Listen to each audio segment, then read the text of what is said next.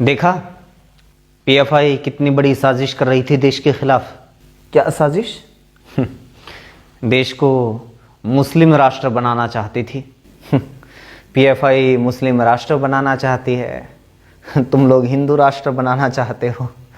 साजिश तो तुम दोनों देश के साथ कर रहे हो, बीच में पिस हम जैसे लोग रहे हैं जो देश को विकसित राष्ट्र बनाना चाहते हैं। तो ऐसे सदस्यों को अपने शिकंजे में लिया है जो भारत को 2047 तक इस्लामिक देश बनाने के लिए ट्रेनिंग दे रहे थे। इन मुसलमानों ने भी ना देश का सत्यानाश कर रखा है। तेरा क्या बिगाड़ दिया मुसलमानों ने? तुझे क्या परेशानी है? मुझे क्या, सारे देश को परेशानी है।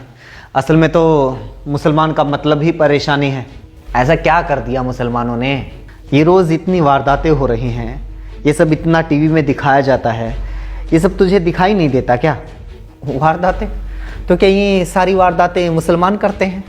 भाई साहब, एनसीआरबी के आंकड़े बताते हैं कि हमारे देश में हर साल 60 लाख से ज़्यादा वारदात होती हैं। मतलब रोज़ 16,000 से ज़्यादा वारदात होती हैं। 80 लोगों की तो रोज़ जान ले ली जाती है। अब बता, ये सारी वारदात मुसलमान करते हैं? एक बार पता कर, इन वारदातों को अंजाम देने वाले हिंदू कितने हैं और मुसलमान कितने हैं। तुम्हें टीवी पर गिनी चुनी घटनाओं के बारे में बताया जाता है जिसमें कोई ना कोई मुसलमान एंगल जुड़ा हुआ हो। यानी एक अंकिता का आरोपी अगर कोई मुसलमान है तो तुझे दिन रात टेलीविज़न के ऊपर दिखाया जाएगा, बताया जाएगा। लेकिन अगर किसी अंकिता का आरोपी किसी बीजेपी नेता का बेटा है, जैसा कि उत्तराखंड में है, उसके बारे में तुम्हें नहीं बताया जाता। सरकारी आंकड़े बताते हैं कि आज की तारीख में हमारे देश में लगभग 5 लाख कैदी जेलों में बंद हैं। उसमें से 3.25 लाख हिंदू हैं। 85,000 के आसपास लगभग 18% मुसलमान हैं। फिर बाकी धर्मों के लोग हैं। अगर सारी वारदातों को मुसलमान ही अंजाम देते हैं तो ये सारे कैदी मुसलमान होने चाहिए थे। असल में दिक्कत तेरी नहीं है, असली समस्या ये टीवी, ये मोबाइल है जिसके ज़रिए तुझे मैनिपुलेट किया जा रहा है।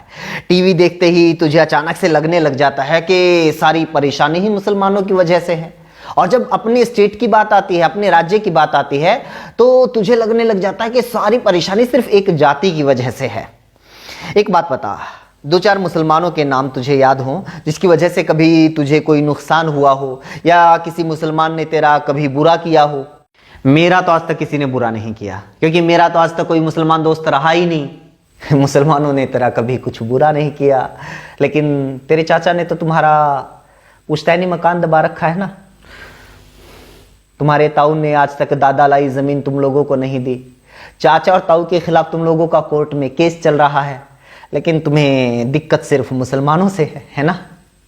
तू ही तो कहता रहता है कि चाचा तुम्हारे बड़े बेईमान हैं, ताऊ तुम्हारा धोखेबाज है, बुआ में एटीट्यूड बहुत ज़्यादा है, मामी में एरोगेंस बहुत ज़्यादा है, बड़ा भाई बात नहीं सुनता, छोटा भाई बात नहीं मानता, चाचा का लड़का नशेड़ी हो गया, ताऊ का लड़का लड़की छेड़ते हुए पकड़ा गया, फूफा ने उधार लेकर पैसे वापस नहीं दिए और दोस्तों ने कभी ज़रूरत पड़ने पर उधार नहीं दिया। अब बता, इन तमाम लोगों में कितने मुसलमान हैं? ये तो सारे तेरे अपने लोग हैं ना, तेरे अपने धर्म, अपनी जाति के लोग हैं। लेकिन फिर भी तुझे परेशानी तो मुसलमानों से है। पता है क्यों? क्योंकि टीवी, मोबाइल, फेसबुक, व्हाट्सएप के जरिए और जिस पार्टी का तू अंधभक्त बना हुआ है ना, उसके नेताओं के जरिए 24 घंटे तेरे दिमाग में बस यही डाला जा रहा है ताकि असली परेशानी, असली समस्या का तुझे एहसास हो ही ना पाए। क्योंकि रोज तेरे जहन में ये जहर नहीं बोया जाएगा तो तुझे पता लग जाएगा कि तुझे परेशानी मुसलमानों से नहीं है। ये तेरे घर के सामने से जो टूटी हुई सड़क गुजर रही है ना, रोज जिसके ऊपर हादसे होते हैं, बाइक गाड़ी पलट जाती है। 2 हफ्ते पहले तो खुद तेरी माँ के ऊपर रिक्शा पलट गई थी, वो तो बेचारी आज भी बेड के ऊपर बैठी हुई है। अगर तुझे हिंदू मुसलमान में नहीं उलझाया जाएगा तो तुझे एहसास होने लगेगा कि तेरी बिजली का बिल लगातार बढ़ता जा रहा है, जबकि बिजली तो उतनी ही खर्च कर रहा है।